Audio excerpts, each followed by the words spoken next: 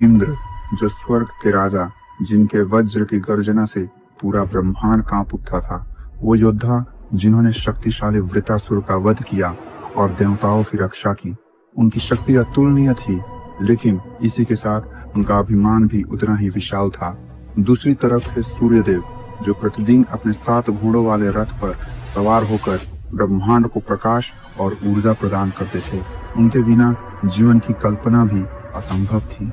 इंद्र को यह बात खटकने लगी थी कि सूर्य का तेज और यश उनसे कहीं अधिक था। हर जीव सूर्य की आराधना करता था।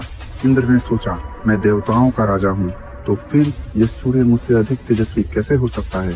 मुझे अपनी सर्वोच्चता सिद्ध करनी होगी। अपने अहंकार में चूर इंद्र ने सूर्य को चुनौती देने का निर्णय लिया।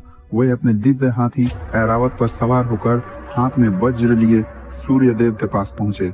इंद्र ने गरजते हुए कहा, हे सूर्य, तुम अपने तेज से मेरे यश को फीका कर रहे हो। आज तुम्हें मुझसे युद्ध करना होगा, ताकि ये सिद्ध हो सके कि ब्रह्मांड में सबसे शक्तिशाली कौन है। सूर्यदेव ने शांति से जवाब दिया, हे देवराज, मेरा तेज मेरा कर्तव्य है, मेरा अभिमान नहीं। यदि मैं अपने गति और तेज को रोक दूं, तो इस ब्रह्मांड का संतुलन बिगड़ जाएगा। लेकिन इंद्र ने उनकी बात अनसुनी कर दी। इंद्र का क्रोध 7वें आसमान पर था। उन्होंने अपने वज्र सूर्य पर चला दिया। वज्र के प्रहार से आसमान थर्रा उठा, काले बादल छा गए और मूसलाधार बारिश होने लगी। लेकिन सूर्य के तेज के आगे ये सब बेअसर थे। सूर्यदेव ने ही अपनी किरणों को इतना तीव्र कर दिया कि इंद्र के वज्र की शक्ति भी कम होने लगी।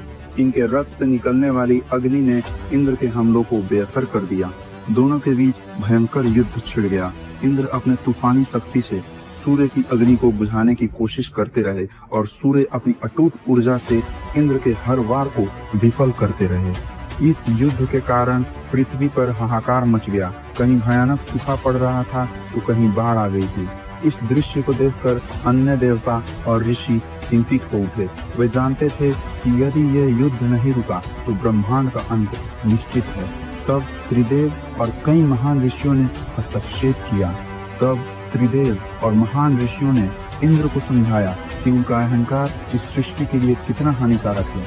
उन्होंने कहा, हे इंद्र, तुम दोनों का अस्तित्व एक दूसरे पर निर्भर है। यदि सूर्य नहीं होंगे तो जीवन नहीं होगा, और यदि तुम वर्षा नहीं करोगे तो धरती बंजर हो जाएगी।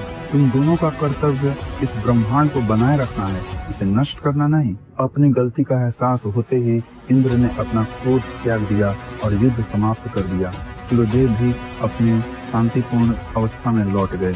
इससे हमें यह सीख मिलती है कि अहंकार और क्रोध केवल विनाश लाते हैं।